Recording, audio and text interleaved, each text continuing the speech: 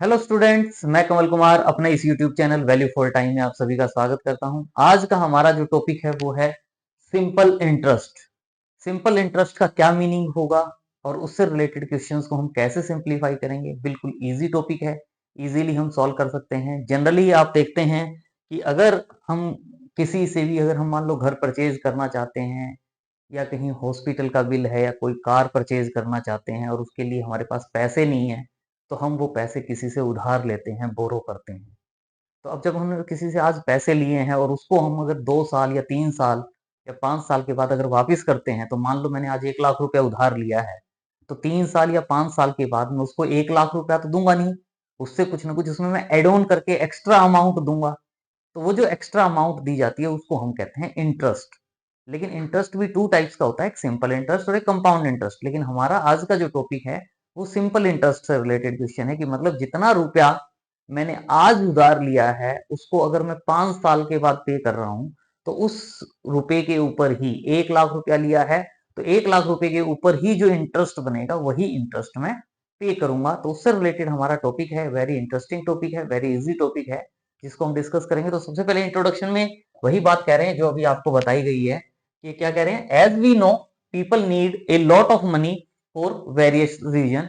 Various reason होते हैं जिसके लिए किसी भी आदमी को किसी से कुछ मनी उधार लेनी पड़ती है, जरूरत पड़ती है। Such as purchasing a house, एक हाउस को खरीदने के लिए, कार को खरीदने के लिए, या कुछ एक्सपेंडिचर हो जाते हैं कि कोई मैरिज का कोई फंक्शन है उसके लिए चाहिए, या हॉस्पिटलाइजेशन का कोई है हमारे पास खर्चा, कोई मेडिकल एक्सीजेंसी आ जाती है तो उसके लिए हमें भी पैसा चाहिए होता है। तो उसके लिए कोई भी हो, पीपल, मैं हूं, आप हो, या कोई भी पीपल है, तो उसको पैसे की जरूरत पड़ जाती है। तो उसके लिए कह रहे हैं, if they do not have sufficient money to meet out such a huge expenditure. इस टाइप का जो ह्यूज एक्सपेंडिचर है वो खुद से उसको मैनेज नहीं कर सकता, तो वो दूसरे से उधार लेने की बात करेगा। दे बोरो मनी फ्रॉम, दूसरे से वो बैंक से भी ले सकता है, फ्रॉम बैंक, और मनी लेंडर, कोई मनी देने वाला है या कोई फाइनेंशियल इंस्टीट्यूशन है, और कोई अदर एजेंसी, या आपस में भी हम एक दूसरे से पैसे उधार ले लेते हैं। तो कहीं से भी लिया जा सकता है। तो ये जो इंस्टीट्यूशंस हैं,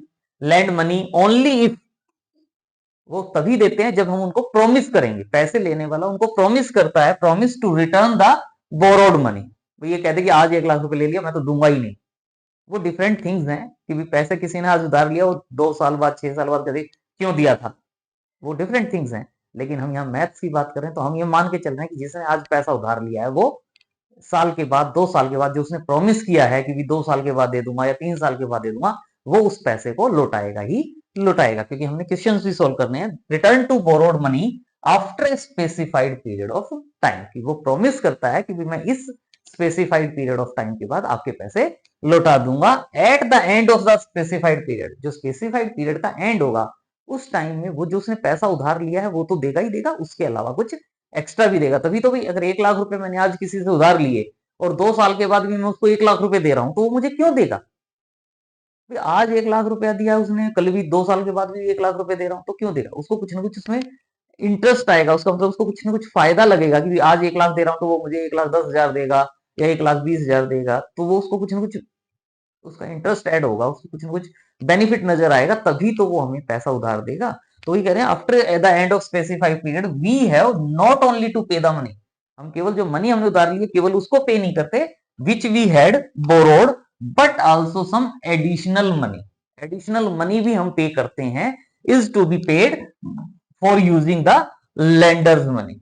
जो लेंडर्स की हमने मनी, जिससे हमने मनी उधार ली उसकी यूज किए, तो उसको हम कुछ ना कुछ एडिशन में कुछ मनी और देते हैं। तो वो जो मनी हम एडिशन में देते हैं वो जनरली इंटरेस्ट कहलाता है।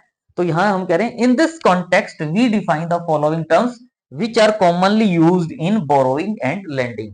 अब हम कुछ टर्म्स हैं उनको डिस्कस करेंगे जिनको हम जनरली पैसा लेने में, उधार देने में यूज करते हैं। प्रिंसिपल का क्या मतलब होगा, किसी से कोई अमाउंट हम उधार लेते हैं तो उसको हम प्रिंसिपल कहते हैं।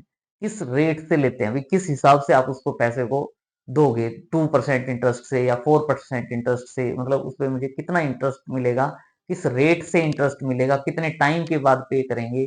तो उस टाइप की कुछ टर्म्स हैं हमारे पास जिनको हम डिस्कस करेंगे। तो सबसे पहले हमारे पास आता है वर्ड प्रिंसिपल। प्रिंसिपल का क्या मतलब होता है, the money borrowed by a borrower from the money lender is known as the principal. जो मनी, जो पैसा किसी से उधार लिया जाता है उसको हम क्या कहते हैं? Principal. It is generally abbreviated by P, capital letter P से इसको रिप्रेजेंट करते हैं कि कोई भी पैसा किसी से जब हम उधार ले रहे हैं या किसी को उधार दे रहे हैं तो वो जो मनी है, वो जो पैसा है, उसको हम किससे डिनोट करते हैं? प्रिंसिपल से। और प्रिंसिपल को हमेशा किस लेटर से? स्मॉल वे में। अगर एक तो पूरा का पूरा प्रिंसिपल लिखें या हम उसको capital P is equal to लिखेंगे तो भी वो क्लियर हो जाएगा कि वो हम प्रिंसिपल की बात कर रहे हैं। इंटरेस्ट, इंटरेस्ट का मतलब जो पैसा आज उधार लिया है उसमें कुछ ना कुछ एड ऑन करके जो हम दे रहे हैं, जो एड ऑन करके दे रहे हैं वो क्या कहलाता है? Interest. The additional money paid, जो एक्स्ट्रा, जो एडिशनल मनी पे की जाती है, the additional money paid to the lender by the borrower. उधार लेने वाला उधार देने वाले को जो एक्स्ट्रा एडिशनल मनी पे करता है उसको हम क्या कहते हैं? इंटरेस्ट। और इंटरेस्ट को जनरली आई से रिप्रेजेंट किया जाता है। इंटरेस्ट आई, आई का मतलब इंटरेस्ट हो जाएगा हमारे पास। अमाउंट, अमाउंट का क्या मतलब होगा? जो पैसा हमने उधार लिया है प्लस में उसमें जो एडिशनल मनी, जो टोटल अमाउंट हम दे रहे हैं। आज मैंने 1 लाख रुपया लिया किसी से उधार और उसमें मैं 20,000 रुपए एक्स्ट्रा ऐड करके 1,20,000 दे रहा हूं, तो मतलब जो टोटल पैसा जो दे रहा हूं वो क्या कहलाती है? अमाउंट।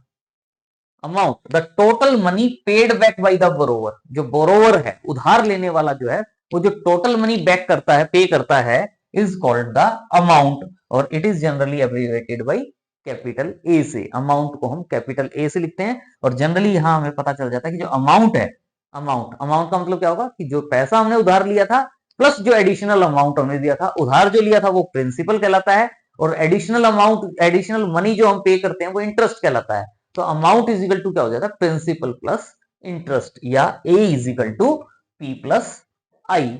यहाँ ए अमाउंट को रिप्रेजेंट करता है, पी प्रिंसिपल को रिप्रेजेंट करता है और आई इंटरेस्ट को रिप्रेजेंट करता है। तो इसके बाद नेक्स्ट जो है हमारे पास वो है रेट। मतलब जो पैसे उधार लिए गए हैं वो किस रेट से, किस दर से, मतलब उस पर कुछ ना कुछ तो कैलकुलेशन की जाएगी ना। ये तो है नहीं कि भी कह दिया 2 लाख रुपए दे दिए, 2 साल के बाद 3 लाख दे देना। कई बार ऐसा भी कह देते हैं, लेकिन कैलकुलेशन के पॉइंट ऑफ व्यू से हम बात करेंगे कुछ ना कुछ रेट फिक्स की जाती है, भाई इस रेट से वो पैसा उधार दिया जा रहा है। तो इसके लिए कह रहे हैं the interest paid for using ₹100 for 1 year. मतलब वैसे तो 1 लाख दिया, 2 लाख दिए, कितने दिए, लेकिन 100 रुपए का 1 साल में कितना इंटरेस्ट दिया जा रहा है? मान लो 100 रुपए मैंने आज लिए हैं, 100 रुपए मैंने आज उधार लिए हैं और आफ्टर 1 ईयर, आफ्टर 1 ईयर अगर मैं 105 रुपीज दे रहा हूं, आज मैंने 100 रुपए लिए हैं और 1 साल के बाद मैं 105 रुपए दे रहा हूं, तो 105 रुपए दे रहा हूं तो मैं एक्स्ट्रा कितना पे कर रहा हूं? एक्स्ट्रा जो है वो कितना पे कर रहा हूं? 105 माइनस 100 यानी 5। तो ये जो 5 है मैं क्या कहूंगा? 5% पर एनम। मतलब जो रेट है इसको मैं क्या कह दूंगा? रेट। रेट मतलब क्या है कि 100 रुपए पर मैं 1 साल में कितना इंटरेस्ट दे रहा हूं? 100 रुपए पर, वैसे तो मैंने कितना अमाउंट, कितना पैसा लिया है, 100 रुपए लिया है, 1000 लिया है, 10,000 लिया है, डिफरेंट थिंग्स हैं, लेकिन उसका मुझे 100 रुपए पर कितना एक्स्ट्रा देना पड़ रहा है वो क्या कहलाता है? रेट। तो the interest paid for using ₹100 for 1 year, 1 year के लिए जो 100 रुपीज पे मैं जो पे कर रहा हूं is called the rate percent. उसको हम क्या कह देंगे? Rate percent. वो क्या कहलाएगा? Rate percent. If the rate percent is calculated for 1 year, अगर रेट परसेंट अगर हम 1 ईयर के लिए कैलकुलेट करते हैं तो it is known as rate percent per annum. इसको हम क्या कहते हैं? Rate percent per annum. और जनरली कई बार जैसे ये P dot A dot P A, कई बार डॉट भी नहीं लगाते, पी ए भी कह देते हैं, पर एनम। यानी जो रेट ऑफ इंटरेस्ट है वो क्या कहलाती है? Per annum. अगर हम जो रेट परसेंट कैलकुलेट करते हैं, अगर वो 1 ईयर के लिए कैलकुलेट करते हैं तो वो क्या कहलाती है? Rate percent per annum. And it is generally abbreviated by capital R और स्मॉल आर। इसको हम जनरली एज योर विश, जिससे आप रिप्रेजेंट करना चाहो, रेट को आप कैपिटल आर से भी लिख सकते हो और स्मॉल आर से भी लिख सकते हो। कई बार कैपिटल आर लिख देते हैं, कई बार स्मॉल आर लिख देते हैं, तो उससे कोई प्रॉब्लम नहीं है। नेक्स्ट है टाइम। टाइम पीरियड मतलब वो जो पैसा उधार लिया गया है वो कितने समय के लिए लिया गया है, कितने टाइम के लिए लिया गया है। The period for which the money is borrowed.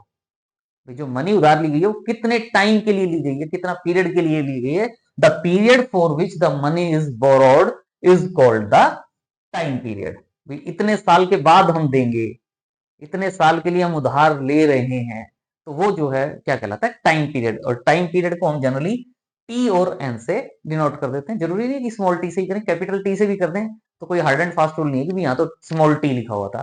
तो generally N stand for, generally क्या हो जाता है, number of years. Number of years भाई 4 ईयर्स के लिए, 5 ईयर्स के लिए। तो जनरली हम टाइम को टी से, एन से, कैपिटल टी से भी रिप्रेजेंट कर देते हैं। तो ये नहीं है कि कैपिटल टी क्यों लिख दिया जी, वहां तो हम स्मॉल टी और एन की बात कर रहे थे। तो वो तो जस्ट रिप्रेजेंटेशन है कि हम उसको किससे रिप्रेजेंट कर रहे हैं। तो टाइम को हम जनरली स्मॉल टी या स्मॉल एन से रिप्रेजेंट करते हैं, या कैपिटल टी से भी रिप्रेजेंट करना चाहें तो कोई प्रॉब्लम नहीं है। हम टाइम को कैपिटल टी से भी रिप्रेजेंट करते हैं, T is equal to, R is equal to, P is equal to, ताकि पता चल जाता है कि ये टाइम की बात कर रहे हैं, ये रेट की बात कर रहे हैं, ये प्रिंसिपल की बात कर रहे हैं। The interest are of two types, simple interest and compound interest. लेकिन आज का हमारा जो टॉपिक है वो सिंपल इंटरेस्ट पे है, कि सिंपल इंटरेस्ट क्या होता है उसको डिस्कस करेंगे। कंपाउंड इंटरेस्ट हम नेक्स्ट लेक्चर में देखते हैं कि कंपाउंड इंटरेस्ट क्या होता है। सिंपल इंटरेस्ट का क्या मीनिंग होता है कि अगर हमने कोई भी मनी आज उधार ली है, तो अगर मान लो वो मैं 10 साल के बाद पे कर रहा हूं, तो जो मैंने 1 लाख रुपए मान लो आज उधार लिया, तो 10 साल के बाद भी मैं 1 लाख रुपए पे ही इंटरेस्ट दूंगा। यानी पहले साल भी 1 लाख रुपए पे इंटरेस्ट, दूसरे साल भी 1 लाख रुपए पे इंटरेस्ट, और जो 10वां साल होगा उस पर भी 1 लाख रुपए पर इंटरेस्ट दिया जाएगा। मतलब हर साल का जो इंटरेस्ट होगा वो सेम रहेगा, प्रिंसिपल अमाउंट। लेकिन जब हम आगे नेक्स्ट टॉपिक की बात करेंगे तो उसमें होता है कि हर साल जो इंटरेस्ट है वो उसमें ऐड हो जाएगा पहले वाले प्रिंसिपल में। यानी इंटरेस्ट ऑन इंटरेस्ट की बात अगर हम करते हैं, ब्याज के ऊपर ब्याज वाला जो कॉन्सेप्ट है उसको हम नेक्स्ट लेक्चर में डिस्कस करेंगे, वो कंपाउंड इंटरेस्ट कहलाता है। लेकिन आज हम बात कर रहे हैं सिंपल इंटरेस्ट की। तो सिंपल इंटरेस्ट में क्या कहते हैं, when interest is calculated on the original principal, जो पहले आज के जिन दो उधार लिया गया है उसी के ऊपर अगर इंटरेस्ट कैलकुलेट किया जाता है for the total time period, complete time के लिए, जो उधार लेने वाला जो प्रिंसिपल अमाउंट है वो अगर सेम रहता है, तो उस इंटरेस्ट को हम क्या कहते हैं, simple interest. For which money is use is called the simple interest. मतलब हर टाइम के लिए पहले दिन से लेके लास्ट वाले दिन तक मेरा जो इंटरेस्ट मुझे पे करना है वो सेम प्रिंसिपल पर पे करना है, चाहे टाइम पीरियड 3 साल हो चाहे 10 साल हो, तो वो मेरा क्या कहलाता है, सिंपल इंटरेस्ट। पी को हम जनरली प्रिंसिपल से डिनोट करते हैं, आर को rate percent per unit time, and T is the number of unit of time, कि कितने टाइम के लिए है हमारे पास। तो सिंपल इंटरेस्ट फाइंड आउट करने के लिए हमारे पास डायरेक्ट फॉर्मूला हो जाता है। सिंपल इंटरेस्ट को एस आई से लिखते हैं, simple interest is equal to principal into rate into time upon 100। तो डायरेक्ट आप सिंपल इंटरेस्ट जो होगा वो कैलकुलेट कर सकते हो कि कितना प्रिंसिपल है, किस रेट से है, रेट परसेंट, और कितने समय के लिए है टाइम। रेट अगर पर एनम है तो टाइम भी ईयर में ही होना चाहिए, डिवाइडेड बाई 100। और अमाउंट के लिए आपको पता है, अमाउंट इजिकल टू क्या कहते हैं, प्रिंसिपल प्लस इंटरेस्ट कह रहे थे, लेकिन अब हम सिंपल इंटरेस्ट की बात कर रहे हैं तो अमाउंट इजिकल टू क्या कह देंगे, प्रिंसिपल प्लस सिंपल इंटरेस्ट, यानी P plus P R T upon 100। और दोनों में से अगर मैं पी को कॉमन लेना चाहूं तो यहां से पी कॉमन आएगा तो मेरे यहां से 1 रह जाएगा, और ये क्या रह जाएगा, आर टी अपॉन 100। अगर हम चाहें तो हम अमाउंट फाइंड आउट करने के लिए डायरेक्ट ये फॉर्मूला भी यूज कर सकते हैं, या क्या कर सकते हैं, पहले सिंपल इंटरेस्ट फाइंड आउट कर लें और प्रिंसिपल प्लस सिंपल इंटरेस्ट जो होगा वो अमाउंट हो जाएगा। एज यूर विश सॉल्व कर सकते हैं। अब कुछ क्वेश्चंस हैं जिनको हम सॉल्व करना चाहेंगे, बिल्कुल सिंपल क्वेश्चंस हैं। Find simple interest on rupees 2400, on rupees 2400 कह रहे हैं, तो इसका मतलब ये प्रिंसिपल होगा। तो प्रिंसिपल कितना होगा, रुपीज 2400। टाइम कितना है, 2.5 ईयर, 2.5 ईयर्स टाइम हो जाएगा। और रेट क्या है, 15% पर एनम। तो 2.5 है, तो 2.5 को क्या कह सकते हो, 2 इंटू 2 4, 4 प्लस 1 5, यानी इसको आप क्या कह सकते हो, 5/2 ईयर्स। तो तीनों चीज गिवन है, प्रिंसिपल, रेट और टाइम। सिंपल इंटरेस्ट निकाल सकते हो, simple interest is equal to P R T upon 100। P 2400 into 15 into 2, 5/2 था, तो टाइम जो था वो 5/2 आ गया, और 100 डिवाइड में आ गया। 100 में 2 जीरो से 2 जीरो कैंसिल हो जाएगी, 2 से इसको कैंसिल करोगे तो 12 हो जाएगा। और 15 5 या 60 होता है, और 60 को 15 से मल्टीप्लाई करना है, तो 6 इंटू 15 90 होता है, और एक जीरो और आ जाएगी यानी 900। तो जो सिंपल इंटरेस्ट होगा वो क्या हो जाएगा, 900। बिल्कुल इजी क्वेश्चन, इजीली सॉल्व कर सकते हो। नेक्स्ट है ऑन दिस रुपीज, यानी प्रिंसिपल कितना है 6500, रेट कितनी है 14% पर एनम, और टाइम कितना है 73 डेज। ध्यान दें रेट है पर एनम, रेट है पर एनम, ईयरली रेट है। तो जो नंबर ऑफ डेज है उसको भी आप ईयरली में कन्वर्ट करोगे, और आपको पता है 1 ईयर में 365 डेज होते हैं। लीप ईयर हो तो 360 डेज 66 डेज होते हैं, लेकिन हम जनरली 365 डेज कहते हैं। तो t is equal to 73 days है, तो t is equal to 73 days को क्या करोगे, 73 अपॉन 365 ईयर्स हो जाएगा, ईयर्स में कन्वर्ट कर दिया, और 75 से 365 को कैंसिल करोगे तो 1/5 ईयर्स हो जाएगा। तो प्रिंसिपल है, रेट है, टाइम है, तो सिंपल इंटरेस्ट निकाल सकते हैं। Simple interest is equal to P R T upon 100, P 65 100, rate 14, time 1/5 और 100, 20 से 20 कैंसिल हो जाएगी, 5 से कैंसिल करेंगे तो 13, और 13 को 14 से मल्टीप्लाई करोगे, 13 को 14 से मल्टीप्लाई करोगे तो क्या हो जाएगा, 13 इंटू 14 182 रुपीज। तो ये हमारा आंसर हो जाएगा। नेक्स्ट क्वेश्चन है, what sum will yield rupees as simple interest. मतलब सम भी जनरली प्रिंसिपल वाला काम करता है, मतलब कितना रुपया फिर इतना इंटरेस्ट हो जाएगा इन 2 and 3/4 years at the rate of 10% per annum. पहले वाले क्वेश्चन में हमारे पास प्रिंसिपल, रेट और टाइम गिवन था और सिंपल इंटरेस्ट निकालना था। इस क्वेश्चन में हमें सिंपल इंटरेस्ट, टाइम और रेट दे दिया और प्रिंसिपल फाइंड आउट करना है, कर सकते हैं।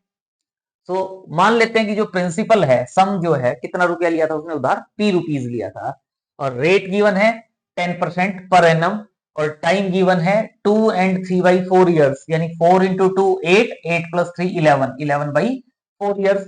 और आपको सिंपल इंटरेस्ट का फॉर्मूला पता है, simple interest is equal to P R T upon 100। Simple interest कितना है, सिंपल इंटरेस्ट दिया हुआ था ना, रुपीज 1716, तो 1716 is equal to P find out करना है, आर 10% है, और टाइम टी क्या है 11/4, और 100 भी डिवाइड में आएगा, 10 से 10 कैंसिल हो जाएगी, 11 इंटू पी 11p, 10 इंटू 4 40, और अब आपने p की वैल्यू फाइंड आउट करनी है। p की वैल्यू 40 या मल्टीप्लाई में चला जाएगा और 11 डिवाइड में चला जाएगा, तो p इजिकल टू क्या हो जाएगा 1716 इंटू 40 अपॉन 11, और 11 से इसको कैंसिल कर सकते हो, 11 1 जा 11, 61 होगा, 61, 11 5 जा 55, 66 66, 156, 156 को 40 से मल्टीप्लाई करोगे तो ₹6240, यानी जो रिक्वायर्ड सम है वो कितना हो जाएगा, ₹6240। इसका मतलब क्या है कि अगर कोई 6240 रुपए उधार लेता है, कितने समय के लिए, कितने टाइम के लिए, 2 and 3/4 ईयर्स के लिए, और रेट 10% पर एनम है, तो उसको कितना इंटरेस्ट देना पड़ेगा, ₹1716। बिल्कुल इजी क्वेश्चन है। नेक्स्ट है, एट व्हाट रेट परसेंट, अब इसमें रेट फाइंड आउट करना है, at what rate percent per annum will simple interest on a sum of money be 2/5 amount in 10 years. मतलब पहले जितना उसने रुपया लिया उसका 2/5 टाइम्स हो जाए सिंपल इंटरेस्ट। तो इसका मतलब क्या हुआ कि अगर मान लो मैं प्रिंसिपल, अगर पी कहता हूं, प्रिंसिपल अगर पी कहता हूं प्रिंसिपल, तो जो सिंपल इंटरेस्ट है वो कितना हो जाएगा, पी का 2/5 टाइम्स, यानी 2/5 टाइम्स पी, लेकिन टाइम कितना है 10 ईयर्स, और मान लेते हैं कि लेट रेट जो है वो क्या है, R% पर एनम, रेट क्या है R% पर एनम, तो क्या हो जाएगा, simple interest is equal to P R T upon 100। Simple interest कितना है 2/5p is equal to p into R find out करना है, टाइम t कितना है 10 ईयर्स अपॉन 100, 10 से 10 कैंसिल हो जाएगी, यहां से देख रहे हो आप, ये p यहां मल्टीप्लाई में है, p से p कैंसिल हो जाएगा, केवल r रह गया, r की वैल्यू फाइंड आउट कर लोगे, क्या हो जाएगी r की वैल्यू, 10 डिवाइड में है तो 10 मल्टीप्लाई में हो जाएगा, 2 इंटू 10 अपॉन 4, 5 5 है डिवाइड में, 5 से 10 को कैंसिल करोगे 2, 2 इंटू 2 4, रेट, जो रेट है वो क्या थी R% पर एनम, R% यानी 4% पर एनम। तो रेट ही फाइंड आउट करनी थी कि एट व्हाट रेट, तो रेट क्या आएगी 4% पर एनम। बिल्कुल इजी क्वेश्चन है, इजीली सॉल्व कर सकते हो। नेक्स्ट क्वेश्चन है, बड़ा अच्छा क्वेश्चन है, इंपॉर्टेंट क्वेश्चन है, इजी क्वेश्चन है। क्या कहा गया है, the simple interest on rupees, इसके ऊपर सिंपल इंटरेस्ट, इसका मतलब ये मेरा प्रिंसिपल है, फ्रॉम टाइम जो दे दिया इसने, टाइम क्या दिया है 11th May 2024 टू 10th सितंबर 2024, यानी किसी ने 7300 रुपए 11 मई 2024 को उधार लिए, 11 मई 2024 को उधार लिए, और दे कब रहा है, वो दे कब रहा है 10 सितंबर 2024 को। तो टाइम कितना हो गया, यहां से ईयर्स में होता तो ईयर्स में निकाल लेते, पहले डेज में निकाल लेंगे। Both days included, both days include करना है एट 5% पर एनम। तो प्रिंसिपल कितना है रुपीज, प्रिंसिपल कितना है रुपीज 7300, रेट कितनी है 5% पर एनम, टाइम निकालना है आपने, और फिर सिंपल इंटरेस्ट निकाल लोगे। टाइम क्या है, कहां से स्टार्ट होता है 11 मई से 10 सितंबर तक। 11 मई का डे काउंट करना है, मई में आपको पता है 31 दिन होते हैं, पहले 10 दिन तो गए, 11 से स्टार्ट किया तो मई में कितने दिन होंगे 21, जून में कितने होंगे 30, जुलाई में कितने होंगे 31, अगस्त में कितने होंगे 31, और सितंबर में 10 सितंबर को दे रहा है तो सितंबर में कितने होंगे 10 दिन। टोटल कितने दिन हो गए, ऐड कर लो 21 प्लस 30 प्लस 31 प्लस 31 प्लस 10, तो ऐड करोगे तो टोटल डेज कितने हो जाएंगे 1 2 3 डेज। लेकिन रेट क्या है पर एनम है, पर एनम है तो टाइम को भी ईयर में कन्वर्ट करना चाहेंगे तो हम क्या कह देंगे, टाइम इजिकल टू क्या हो जाएगा 123 अपॉन 365 ईयर्स। प्रिंसिपल है, रेट है, टाइम है, सिंपल इंटरेस्ट निकाल लो। सिंपल इंटरेस्ट इजिकल टू क्या हो जाएगा, principal into rate into time upon 100। Principal 7300, rate 5 है, टाइम 123 अपॉन 365 इंटू में 100। अब आप इसमें देख रहे हो क्या होता है, 100 से 100 कैंसिल हो जाएगा, 73 1 जा 73, 73 5 जा 365 होता है, 5 से 5 कैंसिल हो जाएगा, क्या आ जाएगा 123 रुपीज। तो सिंपल इंटरेस्ट कितना हो जाएगा 123 रुपीज, बिल्कुल easy. Next question, important question है, मोस्ट इंपॉर्टेंट भी आप इसको कह सकते हो। A person invest money in 3 different schemes, 3 different schemes में पैसा लगाता है।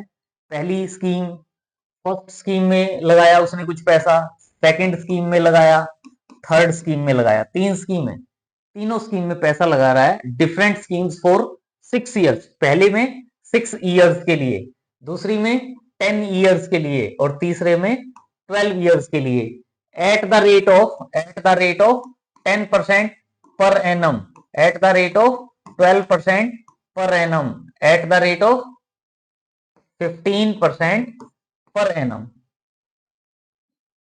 At completion of each scheme, he get the same simple interest. मान लेते हैं जो पहली जो स्कीम है, इस पहली स्कीम में इसने ₹A की इन्वेस्टमेंट की है, ₹A की इन्वेस्टमेंट। दूसरी जो स्कीम है इसने ₹B लगाए हैं 10 ईयर्स के लिए एट द रेट ऑफ 12% पर एनम, और जो थर्ड स्कीम है इसने ₹C की इन्वेस्टमेंट की है। लेकिन ए का 6 साल के लिए 10% के हिसाब से सिंपल इंटरेस्ट निकालो, बी का 10 ईयर्स के लिए 12% के हिसाब से सिंपल इंटरेस्ट निकालो, और सी का 12 ईयर्स के लिए 15% से सिंपल इंटरेस्ट निकालो, और in each case simple interest equal आएगा। और अकॉर्डिंग टू क्वेश्चन, पहले वाले में सिंपल इंटरेस्ट आप निकालोगे क्या होगा, प्रिंसिपल, तो simple interest is equal to क्या होता है PRT upon 100। Principal A into rate 10%, rate 10% और टाइम 6 ईयर्स अपॉन 100। और दूसरे में सिंपल इंटरेस्ट क्या होगा, B प्रिंसिपल है, रेट 12% है, टाइम 10 ईयर्स है, डिवाइडेड बाई 100। तीसरे में सिंपल इंटरेस्ट क्या होगा, C प्रिंसिपल है, रेट 15% है, टाइम 12 ईयर्स है, डिवाइडेड बाई 100। ये तीनों इक्वल होंगे, और ये कहता है the ratio of his investment is, उसने जो इन्वेस्टमेंट की है ए और बी और सी, अगर इसमें ए है, इसमें बी है और इसमें सी है, तो इनकी जो इन्वेस्टमेंट है ए बी और सी की, इनका रेशियो फाइंड आउट करना है क्या होगा। तो इसके लिए आपको ये गिवन है, इसका मतलब क्या होगा, अगर मैं इन फर्स्ट टू को ले लेता हूं, इन फर्स्ट टू को क्या होगा, a into 10 into 6 upon 100 is equal to b into 12 upon 100 into 10। अब आप इसको सॉल्व करेंगे तो आपको क्या नजर आ रहा है, 100 से 100 कैंसिल, 10 से 10 कैंसिल, ये b रह गया, ये 6 है 12, a अपॉन b। अगर a अपॉन b सॉल्व करोगे तो क्या आएगा, 12 अपॉन 6 कहो या 2 अपॉन 1। a अपॉन b की वैल्यू क्या आएगी, 2 अपॉन 1। इसी वे में अगर आप इन दोनों को सॉल्व करो, इन दोनों को सॉल्व करो तो क्या है, b into 12 into 10 upon 100 is equal to c into 15 into 12 upon 100। 100 से 100 कैंसिल, 12 से 12 कैंसिल, b अपॉन c अगर सॉल्व करोगे तो ये 15 है, ये 10 है, 15 अपॉन 10 कहोगे या 5 से कैंसिल करते, 5 2 जा 5 3 जा, यानी 3 अपॉन 2। देखिए a अपॉन b का रेशियो है 2 अपॉन 1, 2:1, और b और c का रेशियो है 3:2। यहां मेरे पास b में, यहां मेरे पास नजर आ रहा है 1 और यहां मेरे पास b में नजर आ रहा है 3। अगर दोनों को मैं सेम में कन्वर्ट कर दूं तो मैं ए बी और सी का रेशियो लिख सकता हूं, क्योंकि रेशियोज में पढ़ते हो जनरली आप। तो यहां से देखो 1 है, 1 को 3 बनाने के लिए मैं क्या करूं, न्यूमरेटर और डिनोमिनेटर दोनों को 3 से मल्टीप्लाई करूं। तो ये जो a अपॉन बी था 2 अपॉन 1, इन दोनों को 3 3 से मल्टीप्लाई कर देते, क्या होगा 6 अपॉन 3। यानी a और b का रेशियो क्या आ गया 6 अपॉन 3, b और c का रेशियो क्या है 3 अपॉन 2। तो ये 3 इन दोनों में सेम हो गया, 3 इन दोनों में सेम हो गया। तो 3 जब इन दोनों में सेम हो गया तो इसका मतलब मैं क्या कह सकता हूं, ए बी सी का रेशियो क्या होगा 6:3:2, 6:3:2। एक मेथड तो ये है। दूसरा और भी हो सकता है कि मैं अगर A ratio B ratio C find out करना चाहता हूं, तो ए और बी का रेशियो क्या है 2:1, तो ये 2:1, और बी और सी का रेशियो क्या है 3:2, यानी बी और सी का क्या है रेशियो 3:2। और अब मैं तीनों का कंबाइंड रेशियो फाइंड आउट करना चाहता हूं, तो क्या मेथड होता है, जैसे ये 1 है ना, इसके बाद खाली आगे तो मैं यहां 1 लिख देता हूं। ये जो 3 है, इस 3 से पहले जो खाली है, जो भी खाली आते जाएंगे उसमें मैं 3 लिख दूंगा। तो ए, इन दोनों को मल्टीप्लाई करो क्या हो जाएगा 6, इन दोनों को मल्टीप्लाई करो क्या हो जाएगा 3, इन दोनों को मल्टीप्लाई करो क्या हो जाएगा 2। यानी A ratio B ratio C क्या हो जाएगा 6:3:2। एज योर विश, जैसे भी सॉल्व करना चाहें वैसे हम सॉल्व करके वैल्यू फाइंड आउट कर सकते हैं। नेक्स्ट क्वेश्चन है most important question. Ram borrowed ₹50,000, Ram ने 50,000 रुपीज बोरो किए पार्टली एट 14% पर एनम। मतलब 50,000 लिए, लेकिन ये मान लो दो बंदों से ले लिए, एक से लिए कुछ, दूसरे से लिए कुछ, दोनों का टोटल कितना हो गया 50,000। लेकिन पहले वाले ने क्या कहा कि उससे जो बोरो किए हैं पार्टली वो 14% पर एनम से 3 इयर्स के लिए, और जो रिमेनिंग बची मान लो 50,000 में से 20,000 तो इस हिसाब से ले लिए, बाकी जो है 30,000 वो किस हिसाब से ले लिए at the rate of 15% per annum for 2 years. और उसका जो टोटल इंटरेस्ट उसने पे किया, ही पेड ₹18,300। टोटल जो उसने इंटरेस्ट पे किया है वो पे किया है ₹18,300 फॉर द होल कंप्लीट जो इंटरेस्ट है। Find the sum of money borrowed at each rate. मतलब पहले वाली जो मनी है वो कितनी ली है, मैंने अभी तो कह दिया था मान लो 20,000, वो तो वैसे ही कहा था, लेकिन एग्जैक्ट बताना है कि पहले वाली स्कीम जो है उसमें उसने कितना रुपया उधार लिया और दूसरे वाली में उसने कितना उधार लिया। टोटल 50,000 लिया है, तो पहले में मान लो x रुपीज लिया है, तो दूसरे में कितना लिया होगा 50,000 माइनस x। तो let the sum borrowed at 14%, 14% से उसने कितना बोरो किया है x रुपीज, तो 15% से उसने कितना बोरो किया होगा 50,000 माइनस एक्स, 50,000 माइनस एक्स। तो पहले वाले में उसने जो पहले वाली जो मनी बोरो की है वो 3 साल के लिए की है, तो उस पर इंटरेस्ट कितना होगा, simple interest for 3 years for first sum, principal कितना है एक्स, रेट कितनी है 14%, टाइम कितना है 3 years upon 100, 14 into 3 43 42, 42x upon 100। कोई कहेगा कि 2 से कैंसिल होता था, 2 से कैंसिल इसलिए नहीं किया क्योंकि कैंसिल करेंगे फिर आगे एलसीएम लेना पड़ेगा, तो इसलिए हमने क्या किया 42 अपॉन 100 इंटू एक्स हो गया। कैंसिल करके करना चाहो तो एज योर विश कैंसिल करके भी कर सकते हो। और जो सेकंड स्कीम थी जो 15% वाली थी, simple interest for second year in on second sum, principal कितना है सेकंड में 50,000 माइनस एक्स, रेट कितना है 15%, टाइम कितना है 2 इयर्स अपॉन 100, 15 इंटू 2 30 हो गया, यानी 50,000 माइनस एक्स इंटू 30 अपॉन 100। यहां भी जीरो से जीरो कैंसिल नहीं किया, करना चाहते तो कर सकते थे लेकिन नहीं कर रहे। लेकिन अब क्वेश्चन में क्या कहा है, ये पहला इंटरेस्ट है सिंपल इंटरेस्ट, ये दूसरा इंटरेस्ट है, टोटल कितना है 18,300।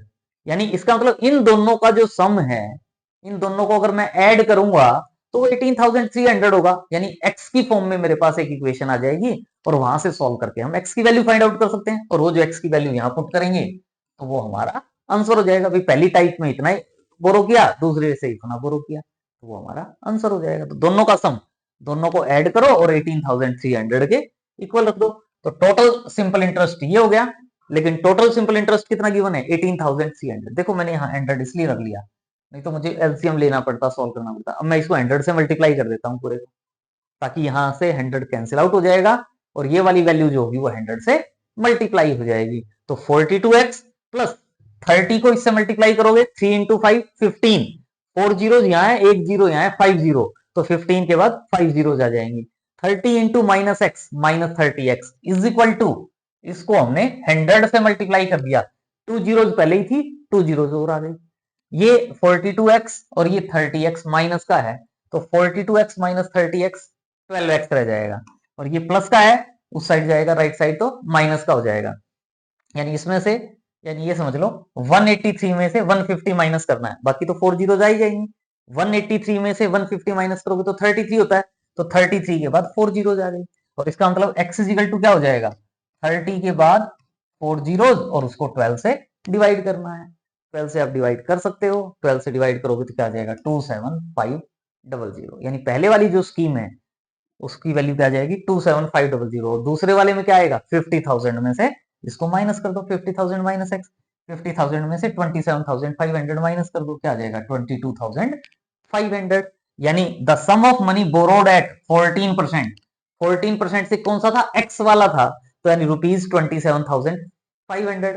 और दूसरा जो था सम ऑफ मनी बोरोड एट 15%, 15% से उसने कितना कौन सा रुपया लिया था 22,500, और यही हम सॉल्व करना चाहते थे, वैल्यूज फाइंड आउट करना चाहते थे। और आज के लिए इतना ही। कमेंट बॉक्स में जरूर मेंशन करें कि आपको आज का लेक्चर कैसा लगा। चैनल सब्सक्राइब नहीं किया तो सबसे पहले चैनल को सब्सक्राइब करें, वीडियो को लाइक करें, और फिर अपने फ्रेंड सर्कल में भी वीडियो को शेयर करें और उन्हें भी मोटिवेट करें कि वो भी चैनल को सब्सक्राइब करें। Thanks for watching, see you in next video.